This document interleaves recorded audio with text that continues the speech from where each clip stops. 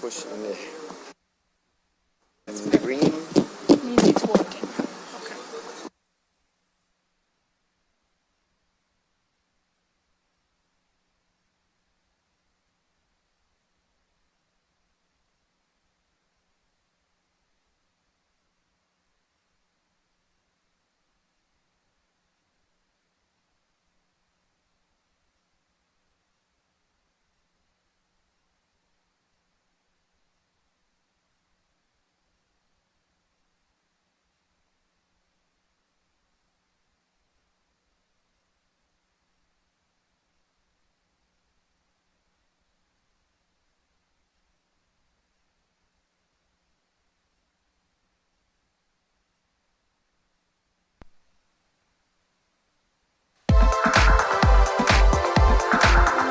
Bienvenidos al Salón de Seminarios Emilio Rosenbluth.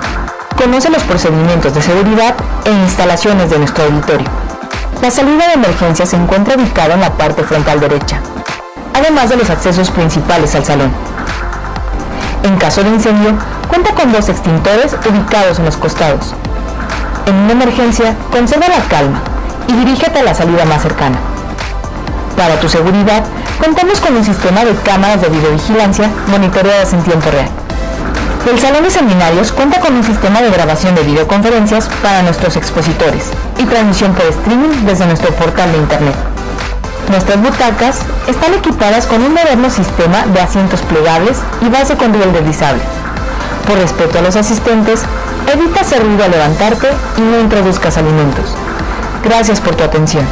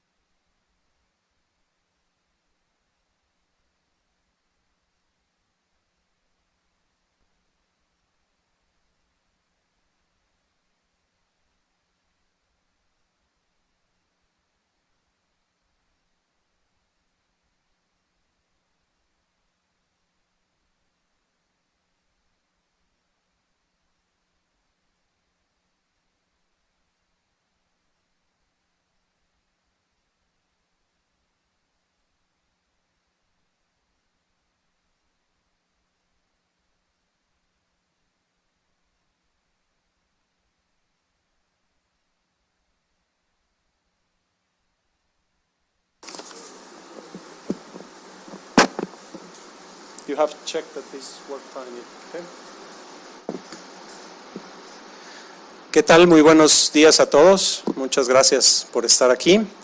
El día de hoy tenemos una invitada muy especial, la doctora Shideh Dashti, de la Universidad de Colorado Boulder, que nos va a presentar este trabajo muy interesante respecto a la efectividad de las columnas de materiales granulares densos como técnicas de mitigación para la licuación en estructuras desplantadas en suelos estratificados. Y antes de darle la palabra a la doctora, voy a leer una muy breve semblanza de su trayectoria.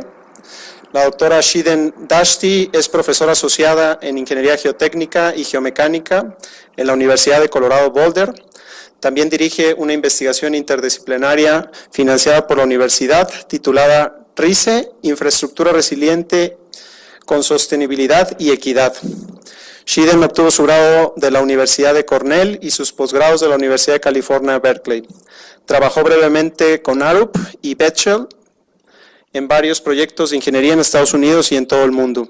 Su equipo de investigación en la universidad estudia las interacciones e interdependencias entre los sistemas de infraestructura durante terremotos y otros desastres, el desempeño sísmico de estructuras subterráneas, las consecuencias y la mitigación del peligro de licuación y la intersección de la resiliencia, la sostenibilidad y la justicia ambiental. Recibió el premio Arthur Casagrande en el 2018 y el premio Walter Huber de Investigación en Ingeniería Civil en el 2021 de la ASCE, entre otros honores y reconocimientos. Doctora Shideh, thank you very much for being here. The floor is yours.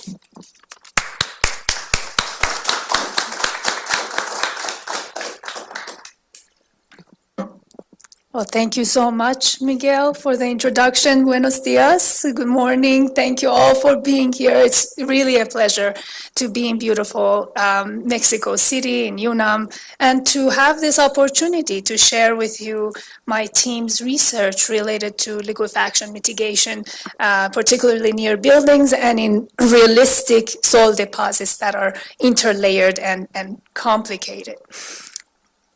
All right, so before I start, I would like to acknowledge the funding agencies, the National Science Foundation in the US, the Department of Education. These are the funding agencies that have made this research possible. I also want to acknowledge a few centers. One is a new initiative in our university that we have started called Resilient Infrastructure with Sustainability and Equity that really merges some of the considerations of disaster resilience with environmental sustainability and social justice, and also Center for Infrastructure, Energy and Space Testing that houses the centrifuge facilities that I'll talk about.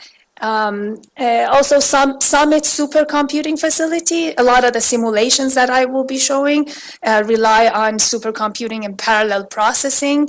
And I also want to acknowledge many of you, how many of you have heard of GEAR, Geotechnical Extreme Events Reconnaissance? Anybody here? Maybe one or two. That's another source that we strongly rely on for collecting case histories. So GEAR is essentially a collection of global researchers and experts who volunteer after disasters. In fact, after the earthquake here in Mexico City in 2017, a number of researchers from this university were involved together with GEAR, where we were documenting case histories of the earthquake. So some of what I will be showing today also relies on what we learn from disasters and how those are documented during these case histories. So I want to acknowledge that. And lastly, I'm presenting the work of these three, now Professor Yuwei Huang and PhD students Caroline Bessette and Liane Brito, who are finishing this December. So much thanks goes to them. Basically, everything I'll be presenting is their work. Okay, so, well, previous earthquakes have provided us with many examples of how liquefaction can damage buildings, particularly buildings that are on shallow foundation. And, we have seen that in terms of excessive settlement or tilt of the building. This is a big problem. In many cases, even if the superstructure is not damaged, it doesn't really make a difference. We have to demolish, and it's extremely costly, both for the building and the lifelines attached to the building. So what's the first step? When we are dealing with liquefaction susceptible soils, the first step in the process is always to evaluate what is the likelihood of liquefaction triggering. Are we going to have liquefaction trigger or not? And the available procedures range from getting a factor of safety, let's say Idris and Boulanger's procedure, to slightly more sophisticated methods like LPI, or liquefaction potential index, or liquefaction severity number. These are all empirical procedures that assume free field conditions. Okay. Now, once we know that triggering is a concern, then the next step is, what is the consequence of liquefaction in terms typically of settlement or lateral displacement if you're dealing with a slope? And for a structure, still the state of practice relies heavily on procedures that assume free field conditions, meaning that they completely ignore the presence of the structure, or they take it into account simplistically as an added pressure. And then we go to procedures like Ishihara and Yoshimine. We estimate the volumetric strain within each layer, and kind of like how we estimate consolidation, and then sum that up to get the total settlement at the surface, again, ignoring what is dynamically induced by the structure, or what we refer to as soil-structure interaction. That's ignored in these procedures for the most part. Okay. The problem is case histories over the years have repeatedly shown that settlements are different underneath the structure compared to the soil in the free field, because we have different mechanisms of displacement occurring when you have soil structure interaction. For example, we have shear type deformations, both static and dynamic, that are not captured in any free field procedure. Okay? So seismic soil structure interaction, or what I'll be referring to throughout the presentation, SSI, is going to, in many cases, dominate the problem, and free field doesn't account for that. So that led us in our team to produce the first probabilistic procedures that account for SSI in 3 dimensions and all the mechanisms of deformation through performing more than 63,000 three-dimensional dynamic SSI analyses. And these models, the numerical models, were validated with centrifuge experiments. And then the resulting predictive models that were developed using machine learning, they were themselves adjusted with case history observations in order to produce these predictive models that can capture all the mechanisms.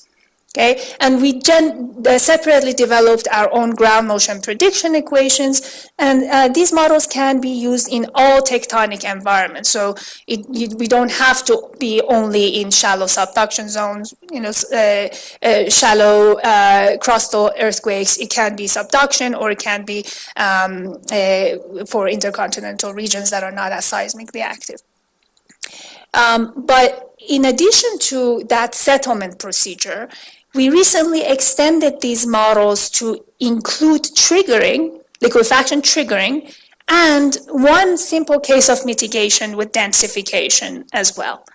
So this leads to this unified framework that goes from triggering all the way to consequence and mitigation in a manner that at least accounts for SSI.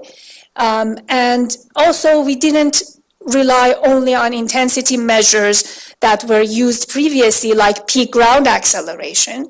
Let's say in a triggering process, you typically need the peak ground acceleration in the free field. And we know that's not a sufficient intensity measure because we have to add some proxy for duration through the magnitude scaling factor. And that addition is not a optimum process, that you have to use magnitude for proxy. And also peak ground acceleration doesn't necessarily lead to the least amount of uncertainty in the prediction of whatever we're looking for. What we used in our procedures was cumulative absolute velocity based on what is required to generate a specific amount of excess pore pressure in our soil. So it's mechanics-based. It is a cumulative absolute velocity is an intensity measure that is efficient and sufficient, and we use it consistently in our procedures. Okay, so this is just a summary of what has been done in the past in our group, and this unified framework is a major improvement to what we had before, but there's a problem still. And that is that our deformation procedures are assuming sort of unrealistic soil profiles. They're assuming that all the layers are uniform in thickness, and we're only dealing with saturated and clean sand deposits. Okay? How often do you see uniformly layered deposits of clean sand? In reality, potentially never. We always have deposits that look like this. Even if in a layer that you think is uniform, mostly clean sand, you have these layers of perhaps thin layers of silt and clay showing up once in a while. And there are all kinds of non-uniformities in thickness, in relative density, in fines content.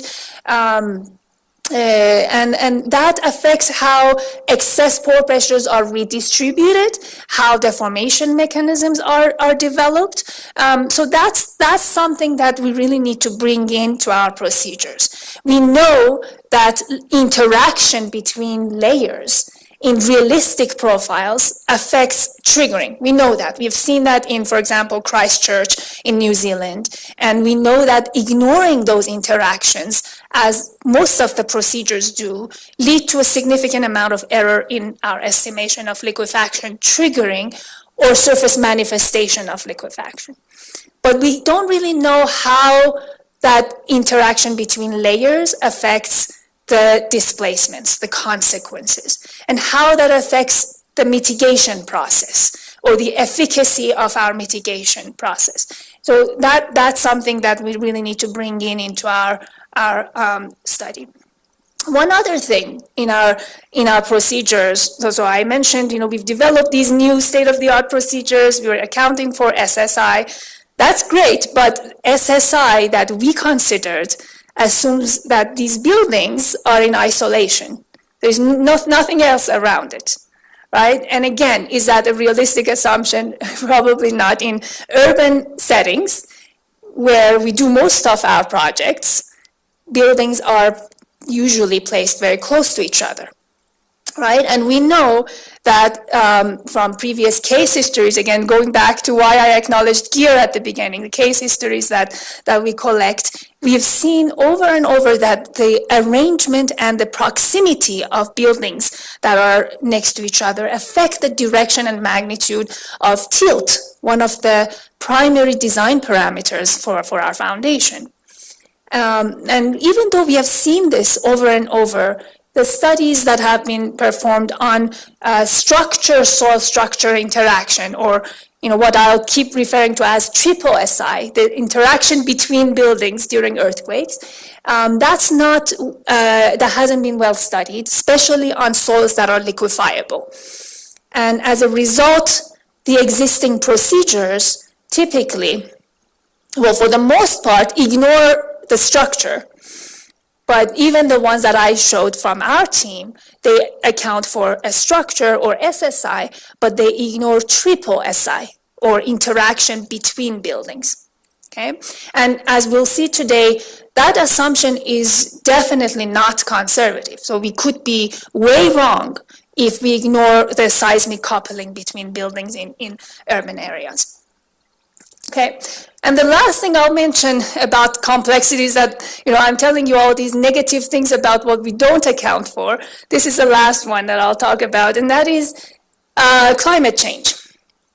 this has sort of unnecessarily become a political topic in the United States. But, the reality is a reality. We are living in a changing climate, and that means more frequent, more intense extreme weather events like drought, flood, fire, melting of permafrost in regions that are not supposed to have melting of layers that are permanently frozen.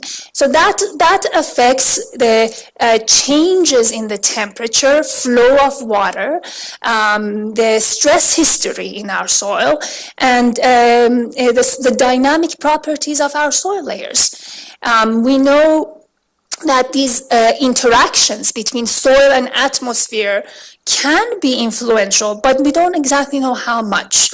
How are these interactions going to, for example, affect susceptibility to liquefaction, triggering, consequences, or effectiveness of mitigation? These are all questions that we need to start thinking about, especially in, again, realistic deposits that might be variable in their degree of saturation. So we can't always assume that the soil is fully saturated. There are changes that occur due to climate, especially in the fluctuations of temperature and humidity that we expect more now in a changing climate. Okay. So why does this all matter? Well, I mentioned that, at least the hypothesis is that these considerations affect the reliability of our engineering models, how we estimate the risk, the geo-risks that affect our infrastructure, right? And an unreliable estimation of geo-risks has implications. It tampers a reliable estimation of hazard and risk, proper advocacy, and appropriate decisions regarding mitigation and policy in support of mitigation. This matters because many cities around the world are dealing with the risk of soil liquefaction. And within those cities, the most marginalized populations are vulnerable to liquefaction-induced damage and possibly relocation, as we saw a significant number of people in Christchurch, for example, that is a developed country, were forced to move and relocate because of soil liquefaction. And we also saw in Haiti multiple hazards, including the recent earthquake in 2021, that again was the liquefaction-induced damage, in addition to other kinds of geohazards, were correlated with areas with the lowest income and areas where we saw a huge number of the population movement. So these are things that affect our communities, not just economically, but in terms of their connections to their own support network, and affects their resilience. So in order to address some of the gaps that I just talked about, in our team, we've adopted an integrated approach that starts from case history observations. We collect case histories after disasters, and then we design physical experiments that I'll talk about, mostly using the geotechnical centrifuge, because we happen to have one in our university that is pretty powerful, and that's the one that we usually use in our team for essentially creating new case histories, but more simplified and under more controlled conditions. And then we use those case histories to evaluate the ability of our constitutive models and numerical tools to capture the physics of the problem, the mechanics. And then we typically use these numerical simulations in a parametric study to generate data for predictive models of the main engineering demand parameters that we care about for design of foundation, like settlement, tilt, or inter-story drift if you're a structural engineer, and so on. Now, in our team, Using these tools that I just talked about, we study the interactions between soil and structures, soil layers and structures, or what I talked about as SSI. We study interactions between and among soil layers, or layer-to-layer interaction, between structures through soil, or structure-soil-structure interaction, triple SI. We also look at how mitigation, for example, dense granular columns, that's the topic of this presentation, affect those interactions, and how soil layers interact with the atmosphere during, for example, multi-hazards, compound climatic and seismic hazards. We also look at how these geohazards and risks impact different segments of our community.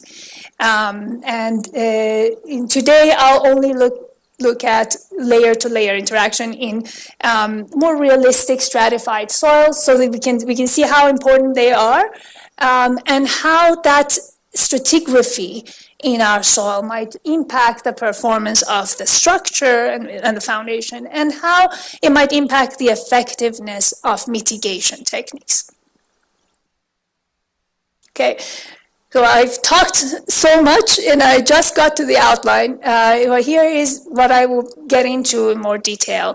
I will talk about the methodology for this research, mainly focusing on centrifuge and numerical modeling. Then I get to how stratigraphic variability in our soil impacts the performance of the system under SSI, like isolated SSI, and then how things might change under triple SI when you have multiple buildings interacting with one another.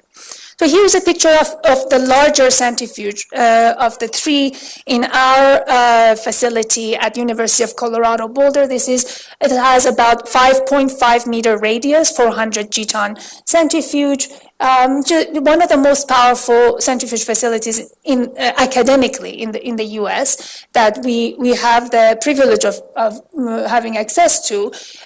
We used, so this is the first series of centrifuge experiments that are relevant to this presentation. I'll show with layered liquefiable deposits, typically having one critical liquefiable layer of clean sand, in this case Ottawa sand, at a relative density ranging from low to medium, let's say 40% to 50-55% relative density. It had a uniform thickness, typically sandwiched between other kinds of clean sand with higher relative density. Sometimes we added a silt cap above that critical sand layer, and sometimes we also varied the thickness of the critical layer to see how the non-uniformity affects the performance and soil structure interaction.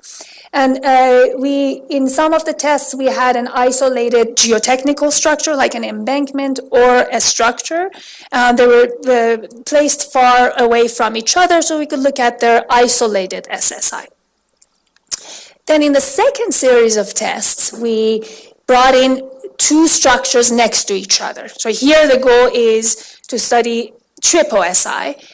We have two similar structures next to each other, or two dissimilar structures at different spacings, and again on a layered soil profile, including a liquefiable layer. And in some of the tests, we started to add one kind of mitigation, for example, prefabricated vertical drains, or in some other tests, dense granular columns, or densification around one or both structures.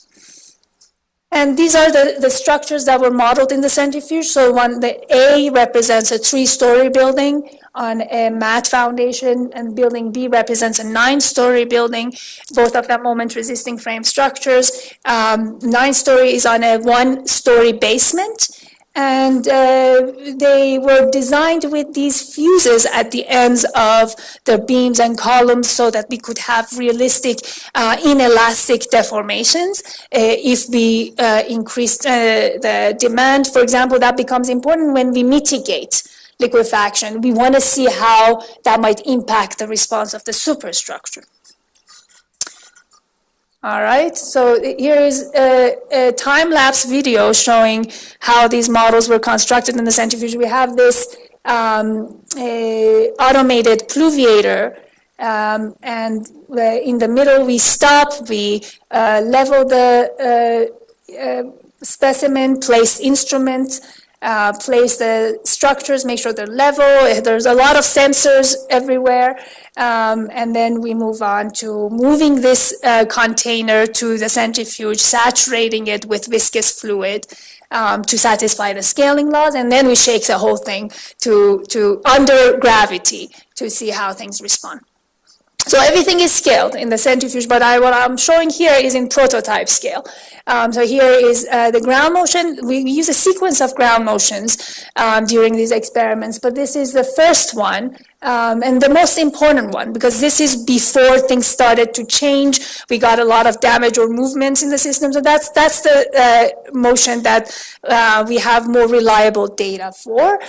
In parallel with the centrifuge experiments, we conducted numerical simulations. So we used, in fact, 3 different constitutive models, but I'm showing results only for pressure-dependent multi-yield surface soil constitutive model, PDMY02, that's been developed and implemented in OpenSeas by Professor Al Gamal's team at UC San Diego.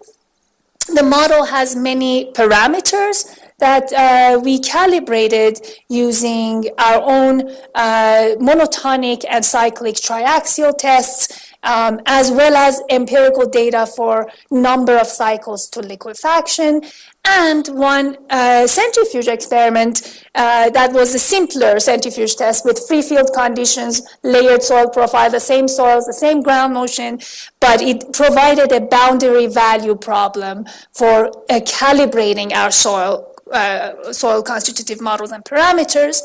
After calibration with all these 3 things, we moved on to modeling the entire system as was done in the centrifuge in 3 dimensions.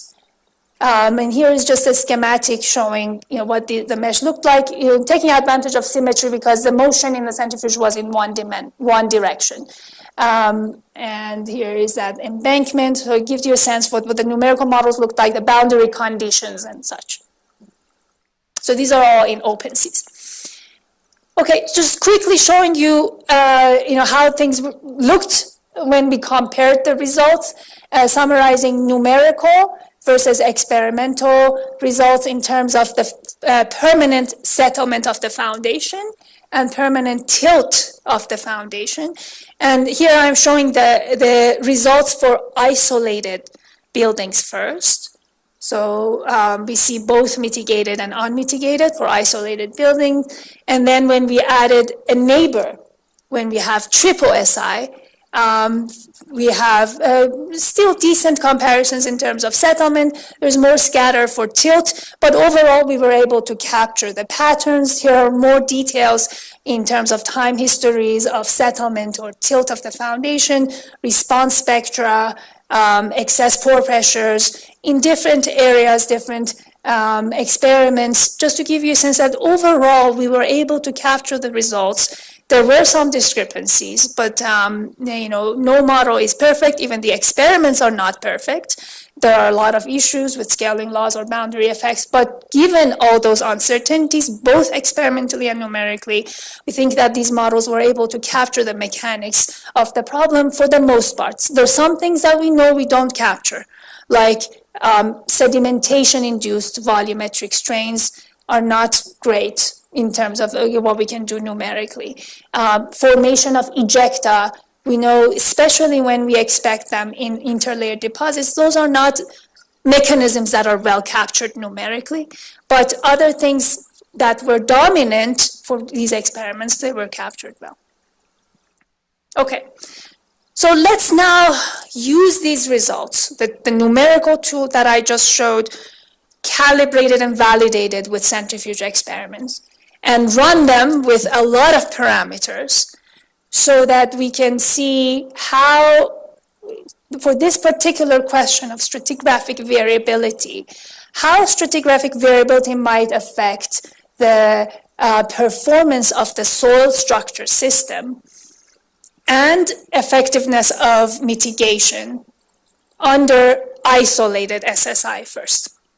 And I will only show the results, a subset of the results, just so that we can understand patterns, because there are more than 4,000 simulations in 3D, and the parameter space is designed statistically. So looking at all the data, it will be difficult to decipher, what is really affecting what. So I'll take a subset. We will look at only one motion, and I will show the results only for 5 soil models, so that we can again see the patterns. The first soil model has the simplest configuration that I showed earlier from our previous experiments. So here we have a uniformly layered soil profile of a clean sand, 6-meter thickness. It's surrounded by 2 other deposits of clean sand, but they're denser. So this is our liquefiable layer, the critical layer. Then in the second model, we're adding 1 silt cap. In the third model, we are adding multiple silt interlayers within the critical layer. So we are essentially dividing up the continuity of that critical layer here. In the fourth model, we're taking those individual thinner critical layers and spreading them across the depth of the deposit. And in the fifth model, we are varying the thickness of the critical layer. So we did these models for many structural configurations, real configurations, but I'll show the results for the 2 structures that we saw previously in the centrifuge test. Building A, the 3-story building on a mat foundation, and the building B, the 9-story on a basement. That's the only ones that I'll show today. And all of these simulations were run first with no mitigation, and then we added dense granular columns around them. Okay, for the dense granular columns, or DGCs, we had one baseline scenario, so had an area replacement ratio of 10%. That's typical in what we find in many of the case histories that we have access to. For that case, we assume it's draining, so it has about a permeability ratio of about 100, and let's assume there is no densification as a result of installation of the DGC. Then we looked at the impact of increasing the area replacement ratio, and here is the definition of area replacement ratio as a refresher. Or we looked at, okay, what if we keep the area replacement ratio the same, but change the stiffness ratio, or GR, basically making the columns stiffer? How does that impact the results? Or what if our columns get clogged? So we have a permeability ratio of 0, like if, let's say, worst case scenario, it's clogged by fines, or if it's clogged by the surrounding soil, so it really provides no increase in permeability. The last scenario is, okay, let's go back to the draining DGCs, but let's assume that we vibrated them in place like crazy, and we got densification of the surrounding soil by a maximum amount. Let's say we densified the surrounding soil to a relative density of 90%. So this is giving us a range of possibilities for how important is the installation process, how important is clogging when we're looking at soil structure interaction. Right now we're looking at buildings in isolation. Later I'll show you how things might change when you have multiple buildings. Okay, so let's start with one engineering demand parameter that is often the most important serviceability consideration in foundation design. That's settlement. Settlement of the foundation, showing the results for both building A and B that we talked about before. Here I'm using the average of all the mitigation scenarios, but then we will look at how the change in stratigraphy affected the results. At the bottom, showing the settlement for the non-mitigated case, then in the middle, the settlement for the mitigated case with DGCs, then the ratio of mitigated to non-mitigated. Okay, so the lower this ratio, the more effective our DGC in terms of settlement. So first showing the results for that simple uniform deposit, including a critical layer. Then we add a silt cap above the critical layer, and we see that the settlement for the non-mitigated case increased quite a bit. That's because the silt is slowing down excess pore pressure dissipation and is amplifying the degree of softening. But the good thing is that DGCs were able to keep those settlements constrained. So we have an improved performance in terms of the settlement ratio for that slightly more complicated profile. Then when we add multiple silt interlayers, depending on the building, we could actually get a reduction in settlement of the foundation. Because remember, we've taken this continuous critical sand deposits and we've broken it down to smaller sublayers that are now separated from each other by the presence of these silt interlayers or that sudden variation in permeability. So that has actually limited the generation of pore pressures because of that breaking up the continuity part.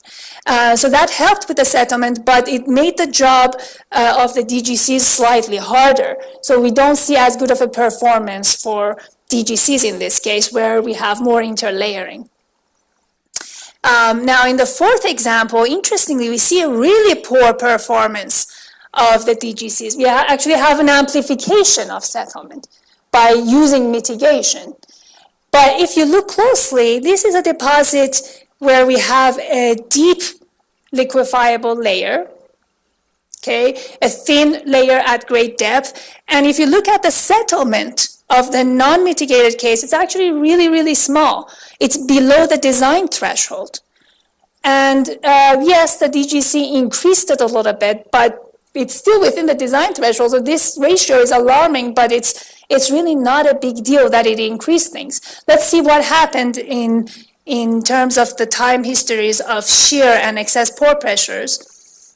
So again, we have this deep liquefiable layer that generated large excess pore pressures, but essentially base isolated the soil layers closer to the foundation. So we ended up with these smaller shear strains that are concentrated within those pockets of liquefiable material in the influence zone of the foundation. And that led to a very small accumulation of settlement below the foundation because of that base isolation effect. When we added the DGCs, you see the shear strains sort of got redistributed within the denser layers in between. So that led to a small amplification of settlement, but it was still pretty small. So it's not something to worry about. But this is one example where you would say, well, gee, maybe it wasn't necessary to spend all this money on mitigation in this case, where the settlements were expected to be small to begin with. So it's not a concern, but it's a waste of money for this scenario to mitigate. Now, last example is a profile with non-uniform liquefiable layer. So here we have a changing thickness, and that led to the accumulation of asymmetric shear deformations that amplified the settlement and rotation of the foundation. But again, the good thing here, the DGCs were able to limit those asymmetric shear deformations, and we see a really good performance in terms of the settlement ratio, but also we saw a good performance in terms of tilt ratio for this case. So before I move on to tilt, I wanted to show the effect of changes in the properties of DGCs on the settlement ratio when mitigated with DGC to non-mitigated. Starting with the baseline case, again, for a reminder, these are the properties of the baseline DGC. Again, we have an area replacement ratio of 10%. It's draining. When we assumed clogging with reducing the permeability of the DGC, we see a really poor performance of mitigation in terms of the settlement ratio, and we get no improvement in settlement. In fact, a little bit of amplification by adding DGCs that are clogged. So that's important to keep in mind. Now, adding to the area replacement ratio helped a little bit. Changing GR or stiffness ratio didn't really change things. The best performance overall was when we combined drainage with densification. So in terms of settlement, what these results show and the larger simulations that we performed also confirm that in terms of settlement, if that's your main demand parameter, the best combination is if we use technologies that minimize the possibility of clogging, so we don't end up in a situation like this, and we use installation techniques that maximize the possibility of densification due to installation. Okay, so that seems to be the best in terms of settlement. Now, let's look at another demand parameter that some may argue is even more important than settlement. That's differential settlement or tilt. Here I'm showing the tilt ratio for only building A. Let's start with the shorter, lighter structure A. For different properties of DGCs, we see that the tilt was really not improved at all, or in some cases even amplified. Okay, but to be fair, let's always look at the unnormalized tilt. When we look at the non-mitigated case, the tilts are actually very, very small. Why? Because we are assuming a light, symmetric structure that's isolated, and that is for all the profiles except profile 5, they're on a symmetric uniform profile. So there's really no cause for a lot of rotation. We have a lot of settlement, average settlement, but the rotation in these cases is very, very small. It's below the design limit. And well, if you add densification or another kind of mitigation, you're going to either have the same tilt or in some cases amplified, but it's still going to be below the design limit, so it's not a big deal. The case that's more important is the non-uniform liquefiable layer, where we have asymmetric deformations that actually induce important rotations. This is above the design limit for the non-mitigated case, but in this case, we were able to limit that to the design by using DGCs. Now, the case for building B was slightly different. Building B is a taller, heavier structure. So this is a structure that experiences greater inertia. And because of that inertia, it actually experienced some notable tilt, even in symmetric conditions. And even for structure B, we were able to reduce the tilt back to the design limit and have improved performance. The best performance in terms of tilt was when we had the highest area replacement ratio. It seemed to be the case for, in general, taller structures that experience a greater amount of tilt. Okay, so I just talked about the foundation.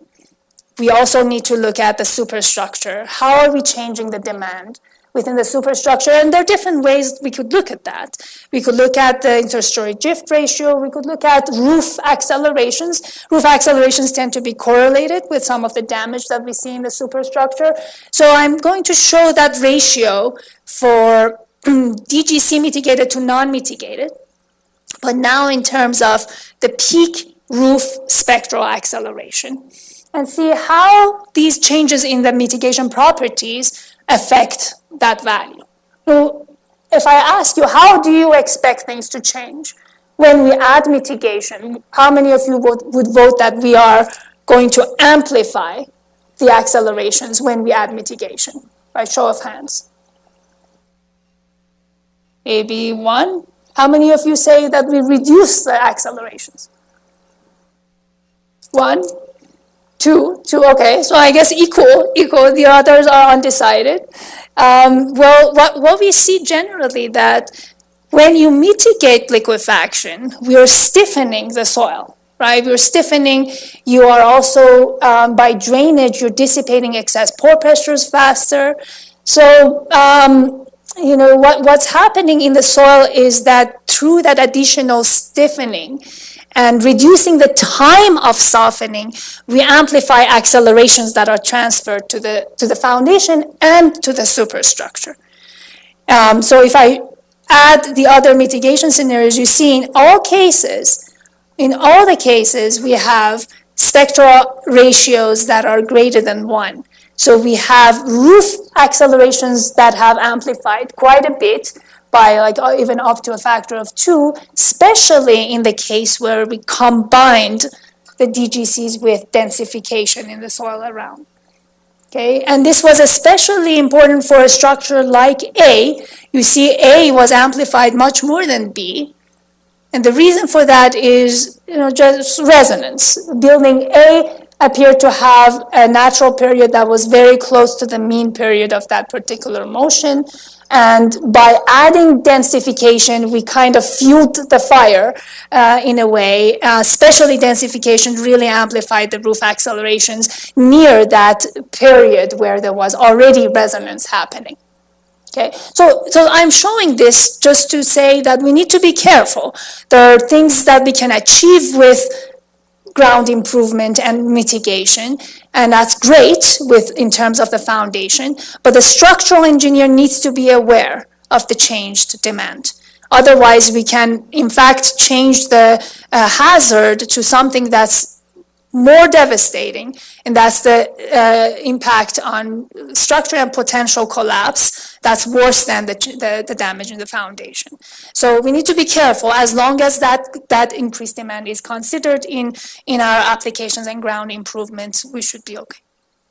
And so I'm showing all of this to prepare us for the predictive models that we will be producing soon. And these are essentially tornado diagrams, the result of our overall simulations showing what matters when we're trying to predict the settlement ratio for the building with dense granular columns to non-mitigated, or the tilt ratio. And I've color-coded them based on the parameters that characterize the superstructure, the motion, the stratigraphic variability in the soil, the mitigation properties. And overall, we see that both for the tilt ratio and settlement ratio, the motion properties, what I had used before for our previous models I showed earlier in the presentation is the cumulative absolute velocity of the ground motion, and also the pulse-like nature of the motion played an important role. Very important role. In fact, dominating anything else was a property of the ground motion.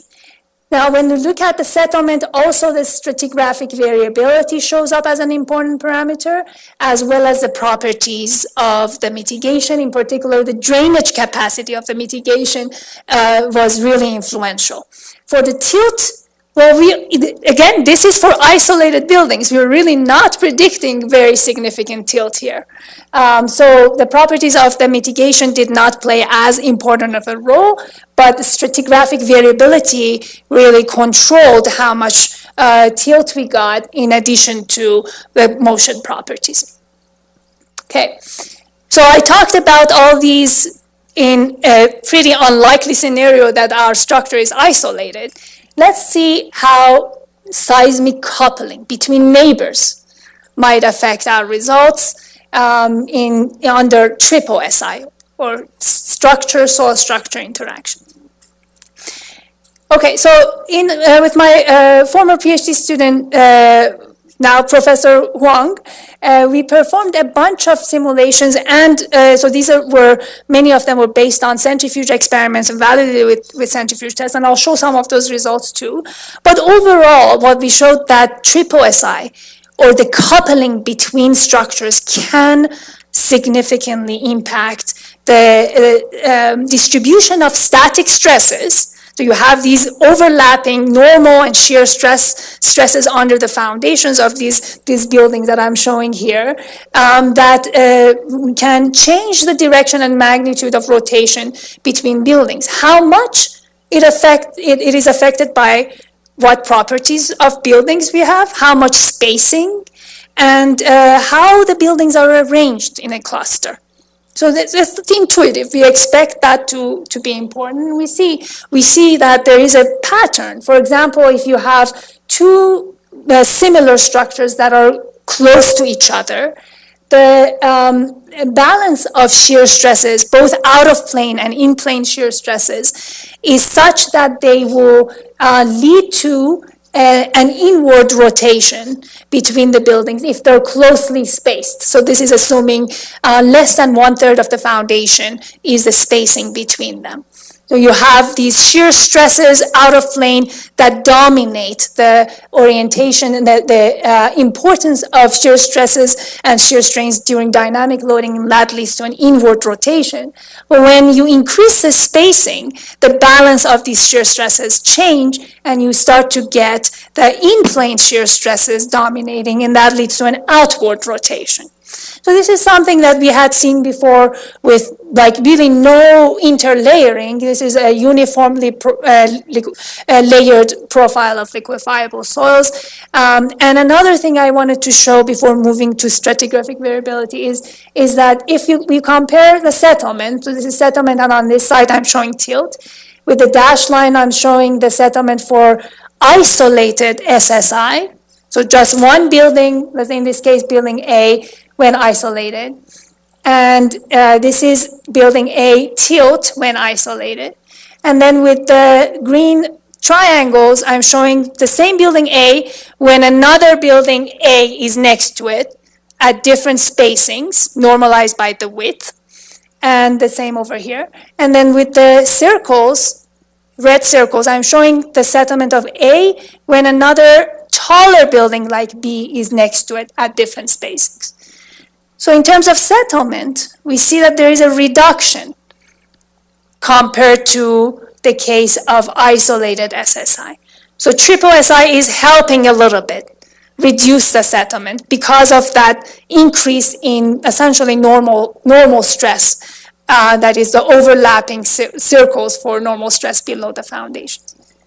But that small decrease comes at the cost of greatly amplifying the tilt.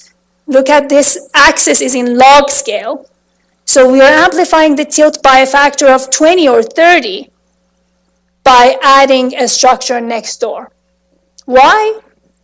Because we are making the stress state below each foundation asymmetric, right? And that asymmetry has a price for one of the most important demand parameters, that's the differential settlement of the building.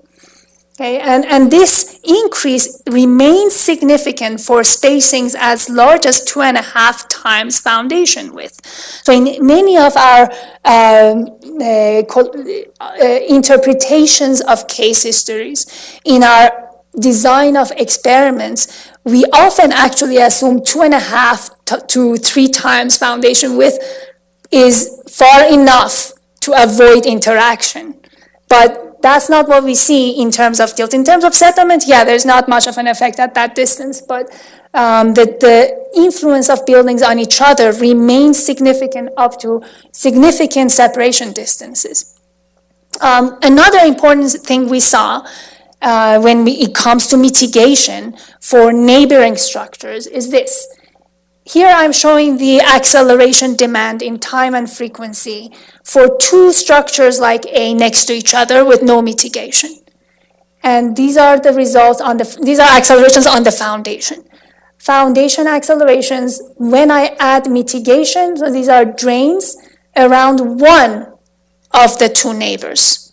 So you see amplification of foundation acceleration for a range of frequencies, both on the mitigated and unmitigated neighbor. So with mitigation, we get a lot of benefits on the foundation for this building that is mitigated. But for the poor neighbor, you don't get any of that benefit. You only have to live with the worsening of accelerations while the deformations remain high. And here is a video. I don't know if we can play. Maybe I'll just jump into the end results. These are the strains that were recorded on the columns and beams of 2 buildings, like A, when one of them is mitigated, and the other one with no mitigation. And we see an increase in column strains for both mitigated and unmitigated neighbor. Now, this was okay for this this is from a centrifuge experiment. This was okay in this particular case because building A was strong enough to handle these strains, and it stayed within its design limit and within its elastic range. But I'll show you the results for building B that was a taller and weaker structure. Building A with no mitigation next to building B, here showing the column bending strains for building B in terms of time history, so you get a sense for what it looked like. Now when we added drains around building A, and then we again measure the column strains on the neighbor, it amplified by 6 times. And in fact, that led to the collapse of this building B. Okay, so this is just an example to show, well, yes, it is kind of a worst case scenario because building B was designed for lower seismicity, but it actually is pretty common for older cities where like you might have a neighbor that was designed based on an older standard or lower seismicity, and that's in a very fragile situation. And then we come with all our money, we develop a new structure, we mitigate that structure, we do a great job, and we are happy with ourselves as engineers. We might cause a collapse of the neighbor, which, structurally, again, it can collapse might mean death of, the inhabitants of that structure. So that's something that I think, engineers can't yet estimate because none of our procedures are designed for taking into account triple SI in our calculations, but it is something that we need to start thinking about. And also at the policy level, we need to start thinking about requiring mitigation, not just for one building, but thinking about it more as a city block or a region, just so that something like this doesn't happen. Okay. Now going back to the topic of stratigraphic variability, and this is the last thing I'll show today, I want to end with triple SI, showing how much stratigraphic variability might matter when we have two or more structures. So for that, I will again show 3 relatively simple examples. One is with a uniformly layered liquefiable layer of sand. Then we add in model 2 one thin silt layer. And in model 3, we have multiple silt interlayers, again, dividing up the continuity of our critical layer. And I will only show the results for 2 similar buildings like A at different spacings. Okay, so starting with model 1, the results for 2 spacings, a shorter spacing and a longer spacing, is just like we saw before. We end up with inward rotations when they're closer, outward rotation when they're further away from each other. And these are the settlement distributions, everything uniform in terms of the layering. And then we add 1 silt capping layer. Things don't really shift in terms of the patterns, but we get more intense settlements because, like we saw with the case of SSI, this silt slows down pore pressure dissipation, and we end up with amplification of pore pressures and settlements both for both distances. Interestingly, when we add multiple silt interlayers, the direction of rotation is still the same, but we have smaller settlements, right? And this, we saw it also under SSI. And the reason for that is this dividing up the continuity of the layers led to a smaller degree of softening in each of these sublayers and a smaller accumulation of shear strains that led to a smaller settlement. But interestingly, at the same time, we amplified the asymmetry of RU generation below the foundations, which had implications in terms of tilt. So let me show you in summary. Here is the model. I'm showing the ratio of settlement under triple SI to SSI. So this is quantifying how much is triple SI making things worse or better. Okay, for model 1 that has no interlayering, and we see a small reduction here, but great amplification of tilt up to about 20, and we saw that before. Now, when we add one silt cap, things don't change in terms of the ratio that much. Even though individually, both under SSI and triple SI, they had amplified, but the ratios don't change. Now, when we add multiple silt interlayers, the ratio in terms of tilt is amplified by quite a bit because of that asymmetry amplification.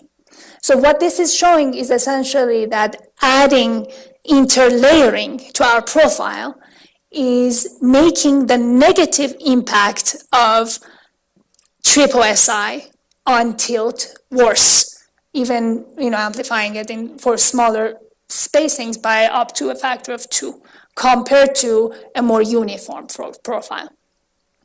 Okay, so let me go to conclusions. What I showed today is that for an isolated structure, mitigation efficacy in terms of settlement or tilt or other factors like acceleration or drift depends on the mechanism of mitigation that is active. For example, if you have drainage or densification added, it is affected by stratigraphy of the soil, building properties, and what demand parameter it is that we prioritize. The results might be different if your priority is settlement versus acceleration versus tilt. We saw that enhanced drainage is critical for reducing the settlement of the foundation and tilt for isolated buildings. So it is important that we use technologies that minimize the possibility of clogging, and if our priority is settlement, to also try to use vibration techniques that induce densification if our soil type allows it. One other thing is that we saw in terms of urban environments, the seismic coupling between structures, that triple SI, can significantly amplify the rotation of our building compared to isolated SSI that we assume in our most modern procedures. How much depends on the spacing between the buildings, the properties of the building, and the motion that I didn't get into, but that will be a part of what we will come up with in terms of predictive models.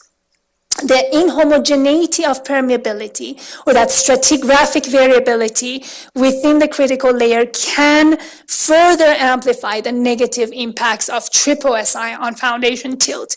And overall, these results show that liquefaction assessment, if we want to reliably assess liquefaction and reliably and effectively mitigate their effects, we need to invest in detailed site investigation that characterizes the stratigraphic variability in our profile, and also account for seismic coupling.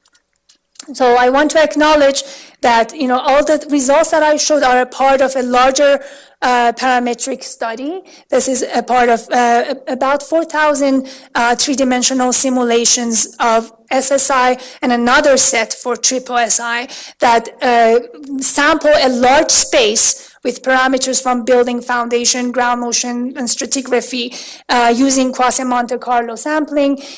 We are working on probabilistic predictive models for triggering and consequences with these complicated conditions so that we can adjust our previous models and bring in these complexities to the extent possible. So I encourage you to look out for some of the new papers that are coming out. 2 of them should come out soon, and the other ones are under review.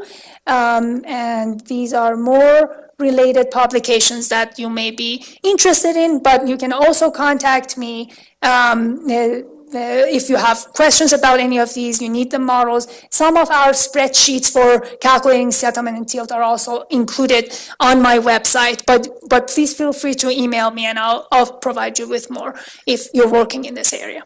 Thank you very much for your attention, and I'm happy to answer any questions or listen to your comments.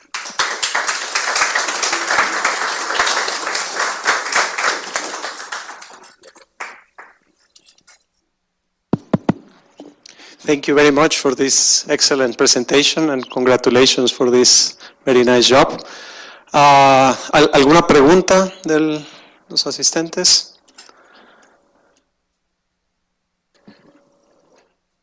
Perhaps I can start with one.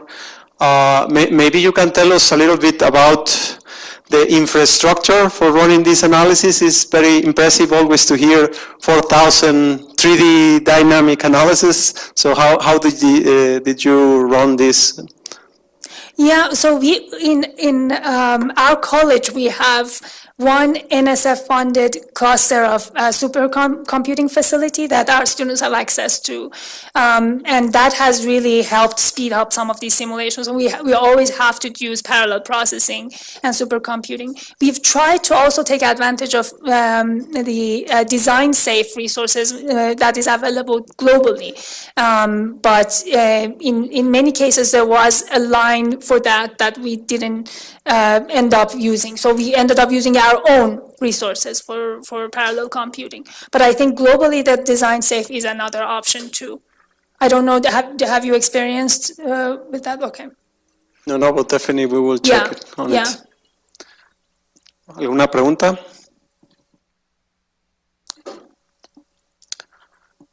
Sí.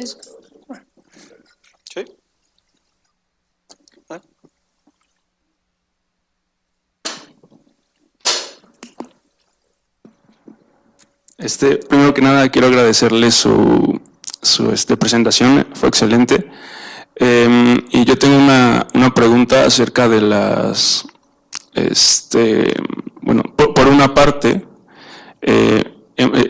han hecho un gran trabajo modelando casos muy particulares y han logrado, creo que de buena manera,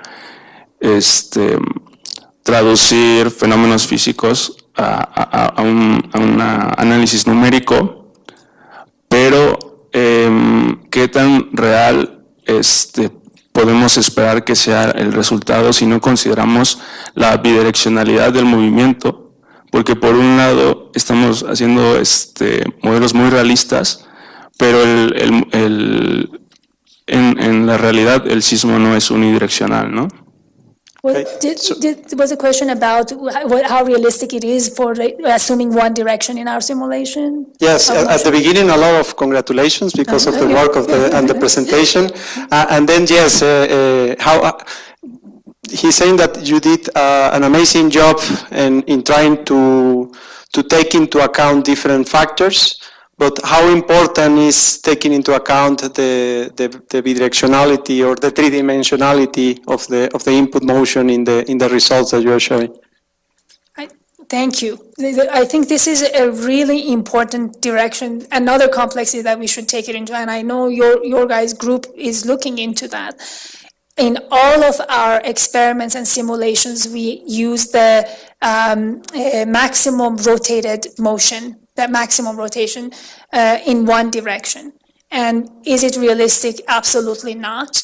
How important is it? Well, we did some sensitivity analyses, and I should say that when we do these sensitivity analyses, we use the same properties for our soil profiles under one direction and let's say two horizontal directions, which is not necessarily accurate. So that's it requires its own research to better understand the changes in our soil constitutive model parameters when you have two directions as opposed to one. But let's assume that doesn't change. If you assume that it doesn't change, we've done some sensitivity analyses and we saw it was especially important when we had cases of multiple structures. Because you no longer have symmetry either. Even with like a uniformly layered profile, we started to see the pulse-like nature of the motion and the directionality, especially for near-field motions, could change the directions and magnitude and the interactions quite a bit. So it's an important area that we need to understand more. It's one of the shortcomings in this study that we only assume one direction. Thank you. ¿Hay alguna?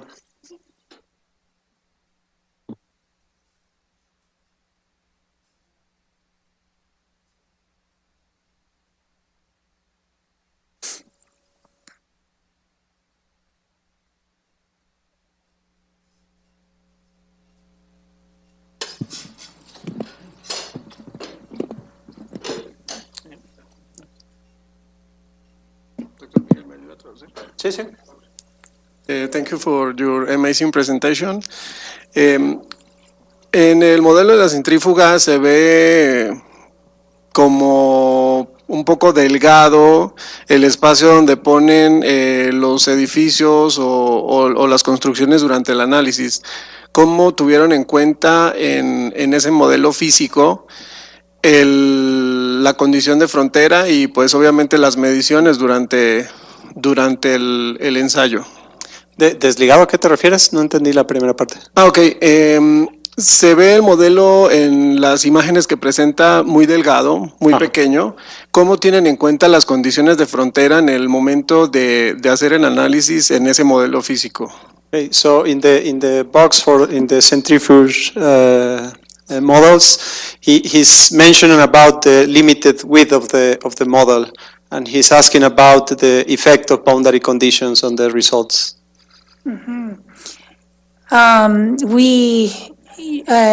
So when we were designing, very important question also, when we designed the container, we ran a number of simulations in 3D to make sure that the length and width are right about the edge for the structures, the dimensions and properties that we were looking at to minimize their boundary effects. But it's a super important parameter. It could strongly limit settlement. And it could affect accelerations quite a bit, pore pressures quite a bit. If we went even, we were like right at the limit of what was allowed, what we had predicted numerically. We use those results to design our container. Yeah. Okay, thank you. ¿Alguna otra pregunta? Gracias. We'll see Luis in English. Well, first of all, thank you for your presentation. You present that there is a risk for the other structures near one that is improved in the soil.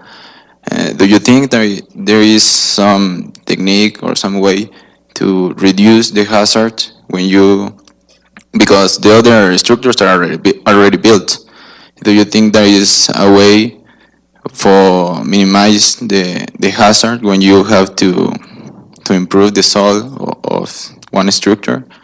Yeah, gosh. So I think your question is motivating me to also look at, even the probabilistic models that we are working on, even with adjacent structures, concentrates on the one building that we are trying to improve, even though we are showing that you can really hurt the neighbors.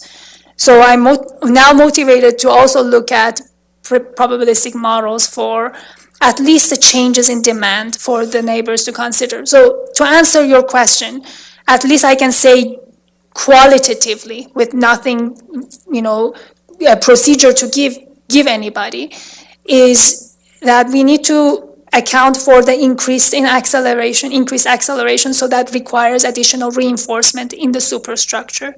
So we need, whatever that we are doing in terms of retrofit, when we have increased seismicity, needs to happen to the neighbors, and the mitigation needs to be designed more broadly.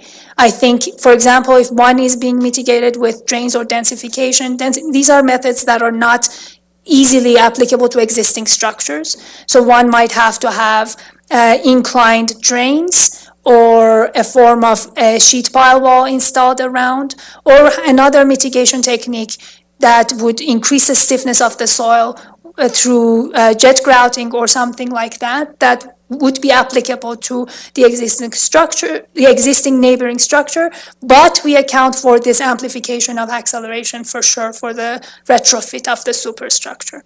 How? It needs to be analyzed one by one right now. Yeah. ¿Alguna otra pregunta? Thank you so much for your presentations and congratulations. My question is about if exists a relation between slenderness of the superstructure, and what about that slenderness in the spatial variability, maybe of the results in the modeling? In the, you mean in our parametric study? How did we account for slenderness of the buildings? Yeah. I didn't include that slide here, but so we took into account. As we were designing the parametric study, we had 3 different kinds of structural materials: wood structures, concrete, steel, and for those we selected a few archetypes of different properties. We did a pushover analysis that takes into account, what a range of deformation, force deformation response, and also slenderness within the superstructure that's included in the quasi-Monte Carlo sampling of structural parameters. So that the procedures that are coming out, they account for that. How important were they? They definitely affected the tilt as well as the response within the superstructure. They were not very influential when looking at the settlement of the foundation. But the contact pressure, if the mass, as long as it affected the contact pressure, affected the settlement.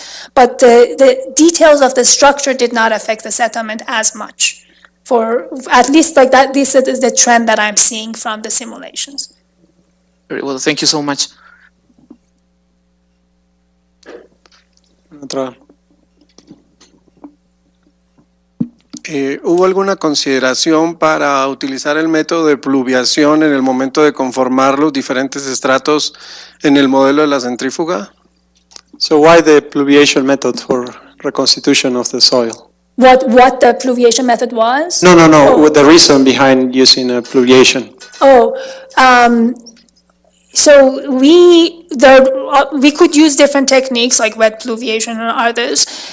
We happen to have we built an automated setup for pluviating the soil. That we did this research to make sure that we could monitor the uniformity of the deposit. And the technique that was developed with the mesh and the fact that it was not student dependent ended up providing decent uniformity across the specimen. But it does affect the fabric. So, if there could be another set of centrifugal experiments looking at different methods of pluviation, we could see the fabric effects even for the same relative density too. But all the tests that we did used dry pluviation. Did I answer your question? Yeah. ¿Una otra pregunta? Perhaps one from me again. So, using granular columns as a mitigation for liquefaction, more or less it will be the effect of increased permeability, the increase of stiffness because the presence of the element, and also the densification of the soil around the columns. So what would you say is the key factor for using this technique as a mitigation for liquefaction? Which of these 3 you think is the most important one? Yeah, so that answer depends on what is most important to you.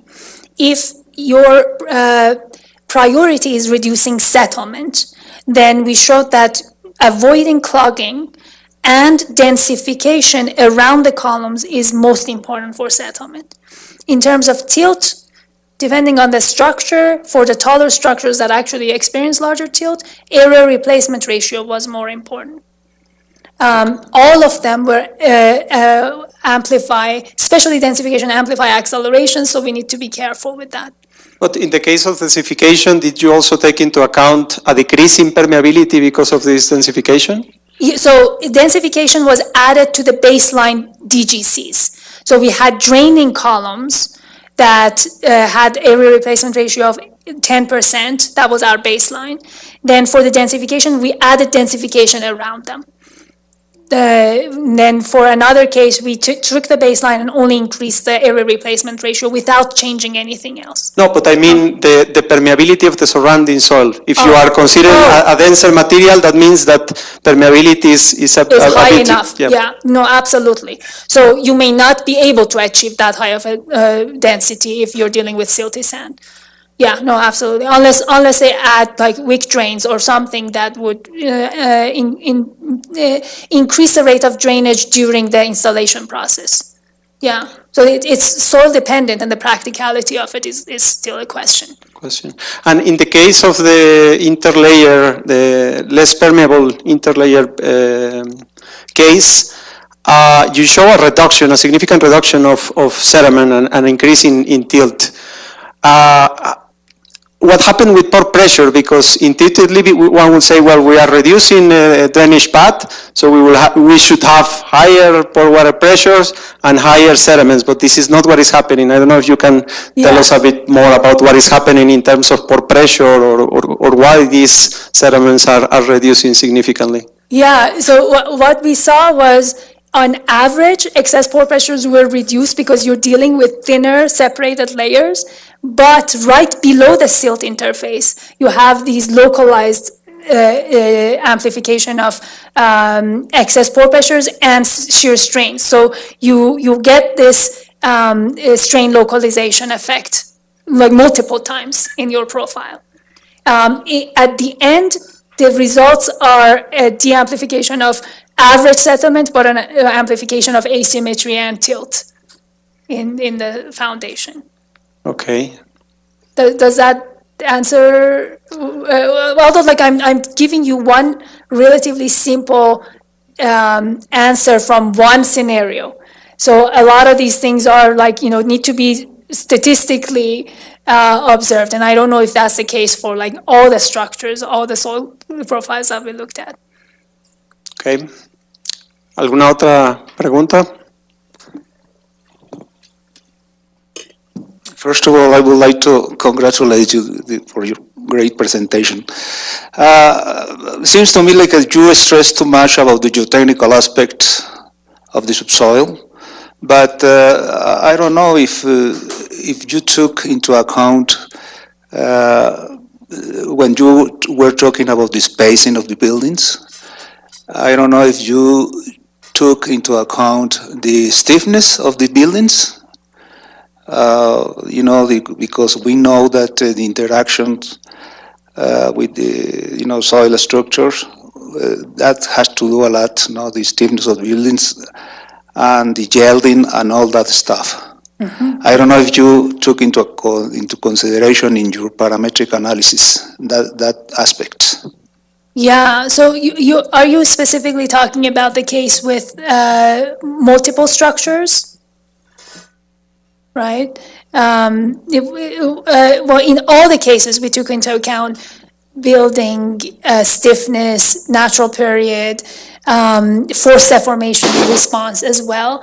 But in the particular case of adjacent buildings, experiments that included fewer variations also had two different types of structures. One that was a stiffer, shorter structure, what I'm calling building A, and then a taller building that's representing a 9-story building that's a more flexible, heavier, but more flexible and designed for lower seismicity building. So it definitely experienced much larger drifts, flexural drifts, compared to the stiffer structure A. Now, numerically, we varied the stiffness and everything else about the structure quite a bit. In the centrifuge, these were the only two models. Thank you. So just a last question from myself as well. Going back to the interlayer case, I guess that the silt layers were characterized with a different material than the sand layers. Yeah. Have you tried to use the same material in all the profile, but just changing the permeability just to isolate the effect of permeability and not to having two different material and two different constitutive behaviors between them? No, but that's a good point. We could do that. No, we haven't done that. We took into account the constitutive properties of silt rather simplistically, in fact, with just number of cycles to liquefaction. That's how the silt constitutive models were calibrated. But they do take into account an increased resistance to liquefaction compared to sand. So if I want to answer your question properly, without changes in resistance, just a change in permeability, I don't think we have a case like that in our simulations. We could look at that. Perfect. Yeah. ¿Alguna otra pregunta?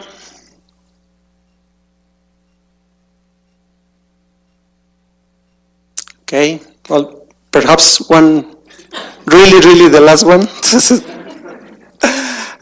In the case where you showed the clocking case, where you have a permeability ratio of 1, so basically we have the same hydraulic properties of the column and of the surrounding soil.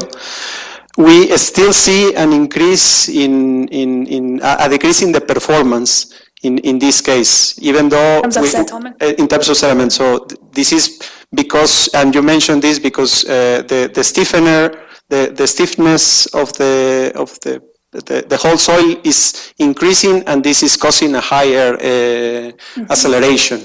But let's say intuitively, we will expect the contrary, right? We have a stiff element, a vertical element that can take some vertical load, and we should, this is what we saw, for instance, with rigid inclusions. We have performed some analysis, and this transfer of load of the building in the vertical direction helps to reduce acceleration in the building. So do you think that this reduction in performance is specifically related to the type of earthquakes that you are using, so that there is some resonance between the motion, the soil and the structure, or we will consistently have this reduction in performance when the column is clogged, so the permeability, let's say, is the same or less than the surrounding soil? Yeah, no, this is a good question. If I'm trying to recall from the larger parametric study, I think the degree of reduction in performance depends not only on drainage capacity, but also on the geometry of the mitigation itself in relation to the geometry of the structure. How wide, how deep, where does the bottom of the dense granular column reach? And the ones that I showed here were just for one set of length and essentially two structures. For these two structures and the kinds of motions and the length geometry that I showed, it was consistent. But for the other ones, we saw a reduction in performance generally, but I don't think it was always as bad as these cases that we saw here. So I think there could be, statistically speaking, there could be cases where you would get a reduction in performance, but maybe something like, one-third reduction as opposed to complete reduction or an increase in the ratio to 1 for settlement. That was like the worst case. Okay, thank you very much. So I promise no more questions from myself. Is there alguna otra pregunta? So I think we can conclude now. So a round of applause. Un aplauso, por favor.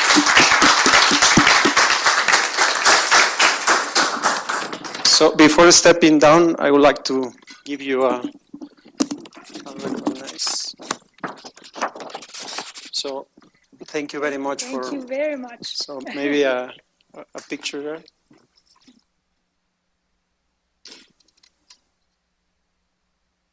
And also a little present from. Oh my gosh, that's from Unum. It has the brand. Okay, awesome. So again, thank you very much. Muchas gracias también a todos los asistentes.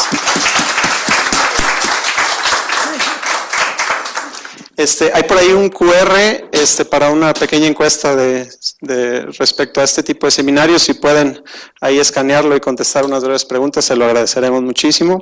Y de nuevo, muchas gracias a los asistentes por estar aquí. Espero que les haya sido de provecho y de agrado la presentación. Muchas gracias a todos ustedes.